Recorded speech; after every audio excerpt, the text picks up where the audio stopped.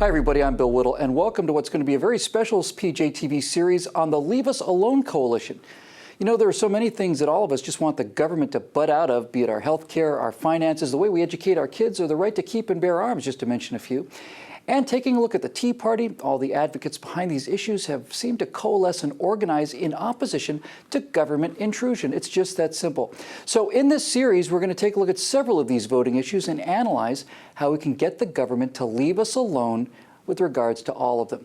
Now, if you're a PJTV member, you can see all 8 episodes of this series on PJTV's website. And if you aren't one of us yet, they're available for purchase at the PJ Store. Now, in this episode, we're going to examine how this coalition came together and discuss how government should not tax us so much or intrude so much into our financial decisions. What a radical idea. So, from Washington, D.C., I'm joined by an absolute living legend, the person who coined the term the Leave Us Alone Coalition. He founded Americans for Tax Reform at President Reagan's request, and he authored the book, Leave Us Alone, Getting the Government's Hands Off of Our Money, Our Guns, and Our Lives. That's frankly, I don't even know if you need a book after a title like that. It's an honor to be joined by Grover Norquist. Joining me here in the studio is the associate editor of the major financial publication Investors Business Daily. It's Terry Jones. And sitting beside him is our longtime friend of PJTV, the president of the Ayn Rand Institute, Yaron Brooks. So let's get into this topic. Grover, maybe we could start with you. In your book, which is, of course, named Leave Us Alone, you explain the concept of a Leave Us Alone coalition, that there are large numbers of different groups that may not seem related, but the one thing they have in common is they just want the government to get out of the way. And I was wondering if you could tell us a little bit about how you got this idea of this as a voting coalition with real power that could completely change the landscape of American politics. Sure. I came up with the concept of the Leave Us Alone Coalition to describe what I saw when conservatives and libertarians got involved in politics. People get involved because there's one issue that really motivates them. There may be other issues they're interested in, but one thing is really bothering them. The Leave Us Alone Coalition is a collection of people who, on the issue that moves their vote, what they want from the government is to be left alone. Gun owners, leave my gun rights alone. Taxpayers, lower my taxes. Homeschoolers, let me educate my own child. People who send their kids to private school, protect my right to do that. Various communities of faith, leave me alone with my ability to practice my faith and transmit it to my children. Property owners, leave my property alone. People don't have to agree on everything. The guy who goes to church all day and the guy who wants to make money all day look over at the guy who wants to fondle his guns all day, and they say that's odd. But as long as what you want the government to do is leave you alone, each of these people is voting for the same candidate, although they may live in different neighborhoods and may not socialize. Grover, and one of the sectors that you left out, just because you're skimming over things, and I think it could be a very powerful sector, is there's an enormous opportunity to recruit young people into this big tent, because we're also talking about things like leave you alone when it comes to things like recreational drug use, and we're talking about leave you alone when it comes to, like, we shouldn't make you wear a safety helmet, or, you know, when you're in the shower, or tell you how you have to have brakes on your skateboard. I mean, this got widespread appeal, doesn't it? It does, and you can see there are new groups, vaping, which didn't exist a few years ago, e-cigarettes. There's 6-7 million people who vape. They hate to have they fear that the government will ban them and tax them, and they're becoming politically organized, and they vote.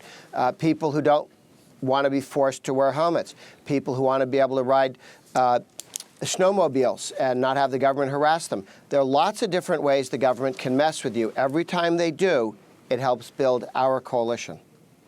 Well, Yaron, you know, obviously you work at the Ayn Rand Institute, and Ayn Rand's work and objectivism is essentially about that and nothing else. That's really the core of it, is the idea that we should be the authors of our own destiny. I think Ayn Rand's most moving passages come right down to that idea that I should be the master of my own life, make my own decisions over my own life. We can agree that there should be some restrictions on actions I take that affect other people.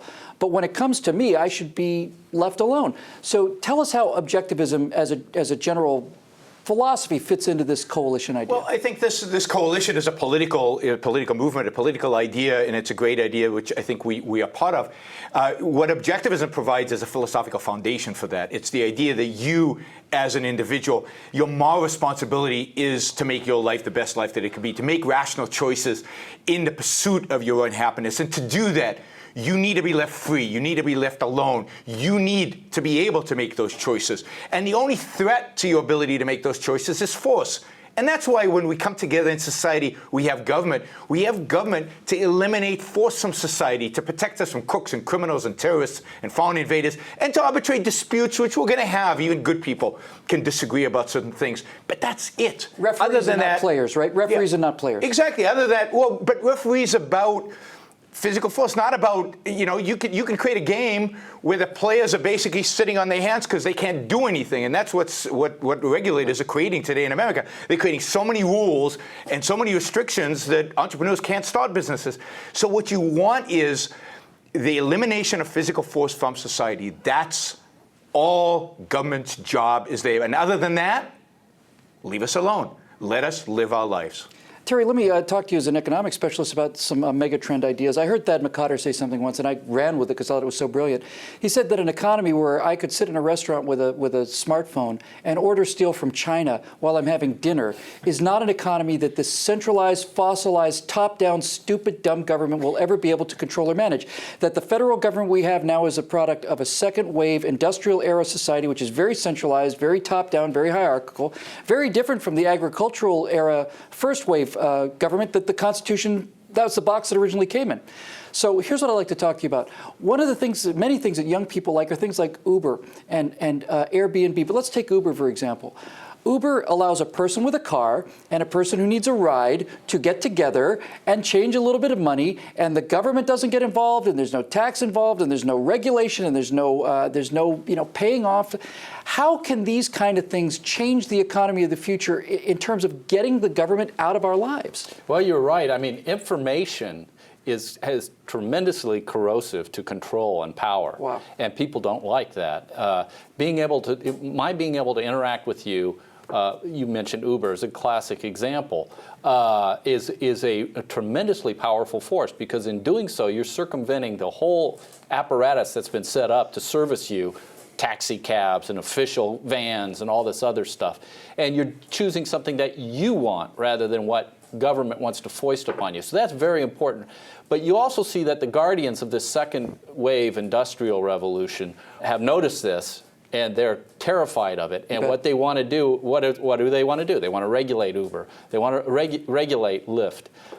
They want you to,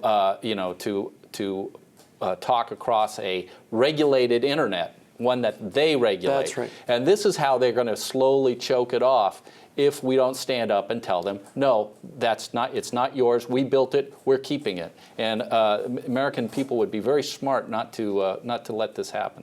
Oh, Grover, let's go to the fundamental intrusion of the government in our lives, because they intrude in every way in terms of regulations and so on. But the biggest thing they do is they take about half of our money, really, about half. There was a time in this country where if the government took 5% or 3%, they'd be pitchforks and bonfires in the streets. But they're taking half now. So the question is, what is a reasonable tax, and what beyond that is government theft? What do we have a genuine obligation, all of us together, to pay for? Because progressives want to say, well, you suppose we should have no taxes and no government. Nobody's saying that. What, in your estimation as an expert in this field, are legitimate expenses and need legitimate revenues, and what is nothing but wealth redistribution? Yeah, look, legitimate function of government is to provide protection for the United States and people living in the United States from foreign aggression. We need an army strong enough to keep the Canadians on their side of the border. Savages? And we need to make sure that your house doesn't get robbed. Some police and criminal justice reform. Once you get past those issues of protecting people's right to life and their right to property, enforcing contracts, you really have to ask yourself, is the government making life better, or are they actually damaging your life and reducing your freedom and your opportunities and making the world worse off? Before we were a nation, 1774, Americans were paying 1% to 2% of their income, personal income, in total taxes, 1% to 2%. The British, our oppressors in London, they're paying 20% for the privilege of running the world. So it's very expensive to run an empire, and we did very well at 1% or 2%. As we got closer to 20%, growth slowed and opportunity slowed. That is such a profound statement. It is such a profound statement of how badly things have happened. Just how things have fallen apart. Most people don't understand, Grover, and you've done such a great job of this, is most people don't understand that the government doesn't produce anything. The government didn't go to the moon. NASA didn't get us to the moon. NASA coordinated North American Rockwell and Grumman and Teledyne and Hughes. But people don't get this. Could you just go to one issue for me briefly? Most Americans probably have a dim idea that we're borrowing a lot of money. We borrow about 40 cents on every dollar of revenue is borrowed. But most people don't understand that we could actually give ourselves a tax break if all we did was pay for the government, including defense. More than half of the spending is in form of entitlements of various kinds. We're basically paying other people from our paychecks. Well, they've set up a Ponzi scheme where instead of having somebody save in a 401k or an IRA for their retirement, they take your money, give it to somebody who's 30 years older than you, and there's no savings done by you. So that when you get older, they steal the money from somebody who's 30 years younger than you. And so there's a false sense that savings is going on, but you don't have the benefits of saving and investment and growth. You're just transferring money from one age group to another or from one group to another. It is the effort for the government to lie to you and tell you it's helping you at somebody else's expense, but then the day comes when you have to ante up. The whole Keynesian theory that if you take a bucket of water out of one side of a lake, you walk around the lake and in front of the TV cameras pour the bucket back into the lake, you've stimulated the lake to great depths. That's the lie they tell again and again and again. Your own government agencies are just immortal, right? They're like that cell culture that they took out of that woman with those cancer cells that are just like they never die. They never die. Never die. We certainly can make a case for needing a defense to protect us against the British and the Canadians, a Navy to stop the Brits and an Army to stop the Canadians. You can make a case for things like interstate highway system.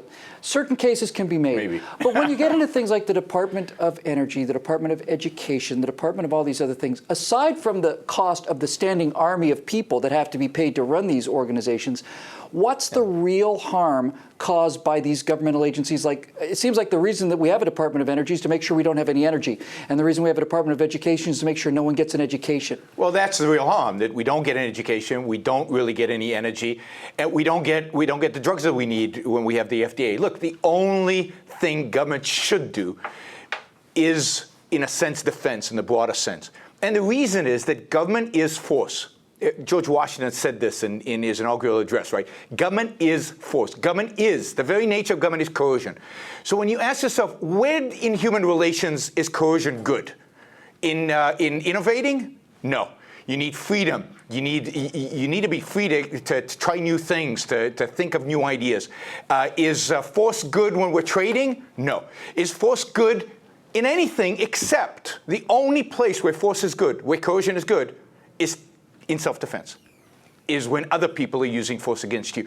That, therefore, is the only role of government anywhere where they intervene, where it's not an issue of coercion that's been already inflicted on us. They have no place.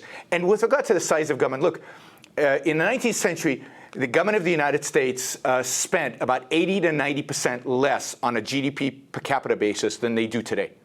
And we grew at the fastest economic rates in human history, right? We became the mightiest economy in the world during that period. You could cut today 80% of the federal government, and we'd be, well, not just not miss it, we'd be hundreds of times better off. I mean, this economy would explode with innovation and progress and creativity. It would be something the world had never seen before. It'd be like dropping the empty first stage on an Apollo rocket on a Saturn V, right? That giant first stage, it's out of fuel, dump it, let's go. We got to get moving. Now we got speed. Terry, there's something that I don't think most people understand. I was wondering if you could talk to us about this.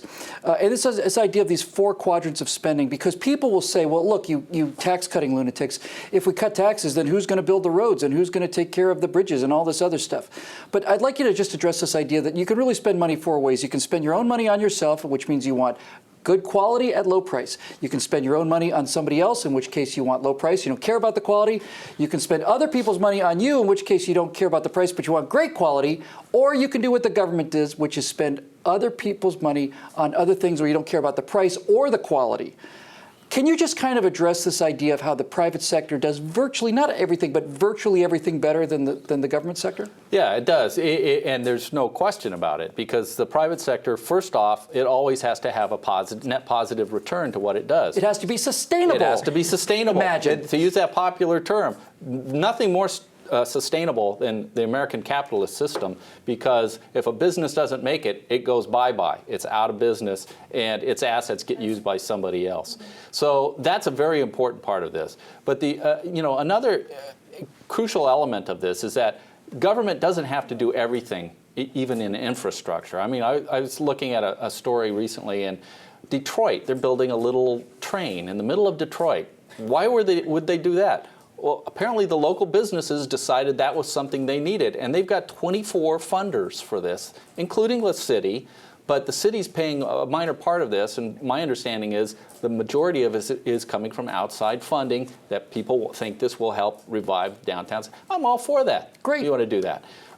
And that's something that people will probably use. The problem comes when you have something like in California, where we're going to have a $65 billion train to nowhere, an absurdity on any level. It will never carry the people it's promised to. It will always be losing money. And we're told this is the kind of thing we need to create jobs. It's an absolutely ridiculous notion. And people in Detroit are going to be paying for the train in California. That's part of this absurd. If there were only a way for people to get from Los Angeles to San Francisco at high speed and low cost. Yeah. Only a way. Grover, here's a thing I'd love to talk to you about. Obviously, we mentioned in the introduction you work with Ronald Reagan, and I think the most profound thing I ever heard about Ronald Reagan was that Ronald Reagan didn't come to save us from liberals and progressives. He came to save us from crony capitalists and kind of weak-willed people that mix business and politics and cause so many of these problems, this kind of crony capitalist mercantilism kind of thing. If we're to try to develop the Republican Party as the liberty-loving side, once again, the freedom people. What do you think the biggest benefit is for us on sort of an electoral politics level to go at this Leave Us Alone coalition? Sure. Well, if you understand what motivates your customer base, if the Republican Party understands they can and should be the Leave Us Alone coalition, then they stop doing things like earmarks, which is trying to pay people to join you, okay? That doesn't buy you friends. It may rent you a couple of votes. But understanding that what you're selling is liberty. And that includes a strong national defense. That's part of protecting liberty. It's part of the Leave Us Alone coalition of people who care about the country being defended. And so everyone around the circle who wants to be left alone from being messed with by the government or by bad guys outside, they're allies. And recognizing that is what increasingly makes the Republican Party a more self-conscious movement of liberty. Some states haven't figured that out at the state level. The federal level, we're getting there.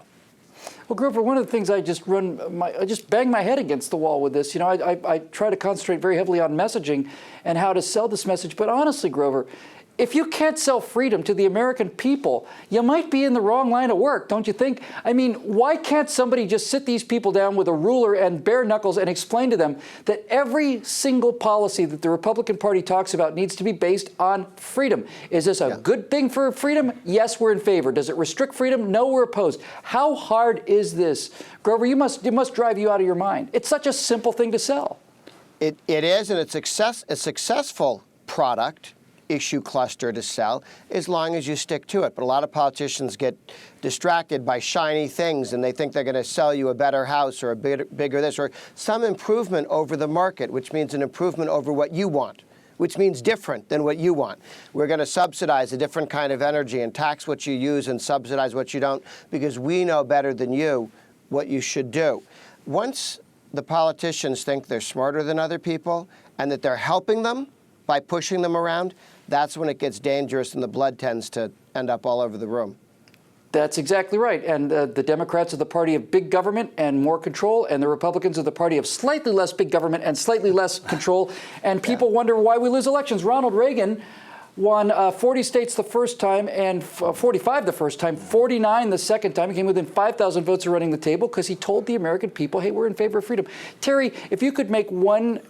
If I had dictatorial powers, the first thing I'd do is eliminate my dictatorial powers before it started to sink in.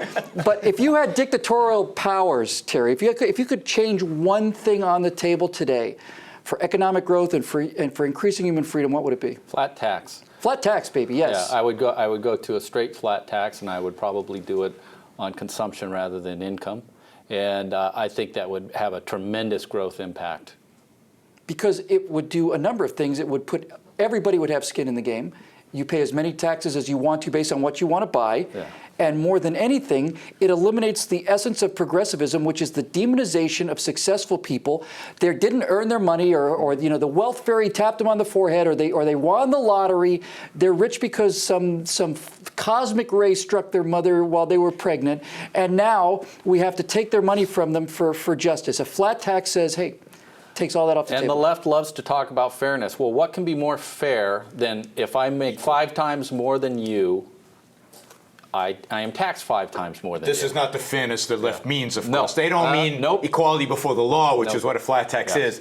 They want equality, even if it means having They to want destroy some people in order to make forced others. equality. Equality of result. They want everybody to cross the finish line at the same time. Yeah. And the problem with that is everybody has to cross the finish line at the speed of the slowest runner, Yeah. because nobody can run faster than they can run. But we all Now, get trophies. That's and right. to do that, they have to break all of our legs so we slow down. So what about you, Yaron? If you could make one major change Well, I in mean, there's society? so many things I would say. I would eliminate the regulatory state. I mean, phase them all out. Get all of those alphabet agencies, get rid of all of them. I mean, that would spur innovation and economic progress in this country.